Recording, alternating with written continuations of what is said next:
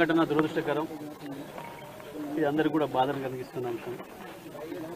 6 రోజులుగా ఇంకా అందులో చిక్కుకుపోయిన కార్మికుల ఇంజనీర్ల ఆచూకీ తెలియకపోవడం అనేది మరింత బాధాకరమైన విషయం.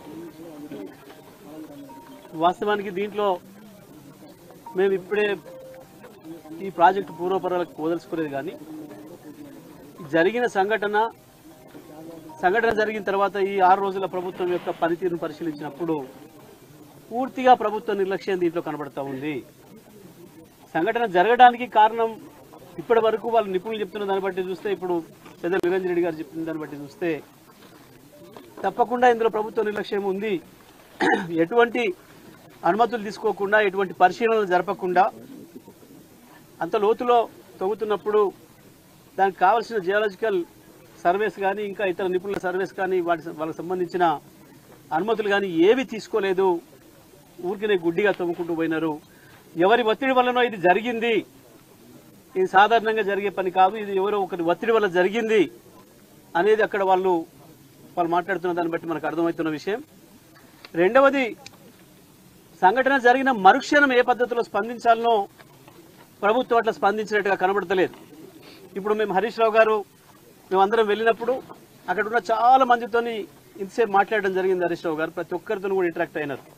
అందులో పనిచేస్తున్న అన్ని రకాల కార్మికులు, ఇంజనీర్లు, వెల్డర్లు, ఫిటర్లు అందరితో కూడా రకరకాలుగా అందరితో కూడా మాట్లాడి చూసినారు. 6 రోజులుగా ఏం పని జరిగింది అంటే, మంత్రులు వచ్చిండ్రు, అక్కడ పోజులు ఇచ్చిపోయినరు, ఉత్తానే లోబడిపోయినట్టు డ్రామాలాడిపోయినరు తప్ప ఒక్క పైసా పని జరగలేదు. ఈ రోజు మాత్రమే కేవలం ఒక తట్టెడి మట్టి లోపలి నుంచి బయటికి తీసుకొచ్చిండ్రు. ఈ రోజు మాత్రమే. ఈ పని మరుక్షణమే మొదలు కావాలి. కూలిన వాటి కింద ఉన్నారా, వాళ్ళు కూలిన వాటికి అవతలు ఉన్నారా, వాళ్ళు మనం రక్షించుకోవాలంటే దానికి తాపత్రయపడే వాళ్ళు చేసే పని వెంటనే డెబ్రిస్ని బయటికి తీసుకురావాల్సిన పని. కానీ ఇవాళ 6వ రోజు తర్వాత ఎవరో పాపం ఇంజనీర్లు వచ్చి చెప్పిన తర్వాత ఇవాళ వచ్చిందట ఆలోచన. అది కూడా ఉదయం నుంచి మొదలు పెడితే ఇప్పటి వరకు, ఇప్పుడు మేము అక్కడ ఉన్నంత సేపటికి దాదాపు 3:30-4 కావస్తుంటే కేవలం ఒక్క లారీలో కొద్దిగంత తీసుకొచ్చి ఆడ పోసిండ్రు. అంటే ఈ లెక్కన ఈ ప్రభుత్వానికి జరిగిన సంఘటన మీద ఏం సీరియస్నెస్ ఉంది, లోపల ఉన్న కార్మికులు, ఇంజనీర్లు వాళ్ళ పట్ల వీళ్ళకి ఏ ఆతృత ఉంది, వాళ్ళ జీవితాల పట్ల వీళ్ళకి ఎటువంటి అభిప్రాయం ఉంది, వాళ్ళ ప్రాణాల పట్ల వీళ్ళకి ఏం అభిప్రాయం ఉంది ఈ ప్రభుత్వానికి అనేది మనకు స్పష్టంగా కనబడుతుంది.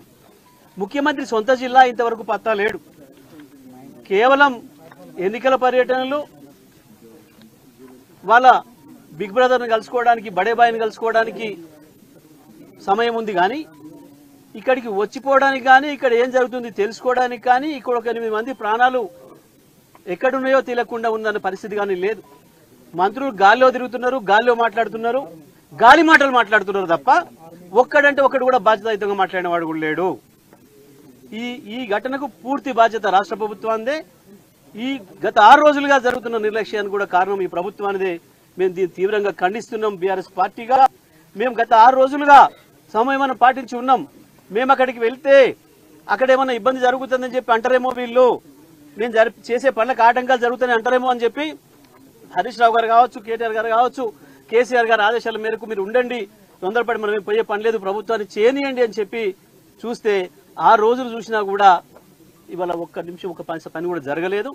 మేము తప్పకుండా దీన్ని చూడాలని ఈరోజు రావడం జరిగింది. జరిగిన సంఘటన పట్ల రాష్ట్ర ప్రభుత్వం యొక్క స్పందన సరిగ్గా లేదు అనేది ఇవాళ మా అభిప్రాయంగా మేము తెలియజేస్తా ఉన్నాం. అందరికీ నమస్కారం.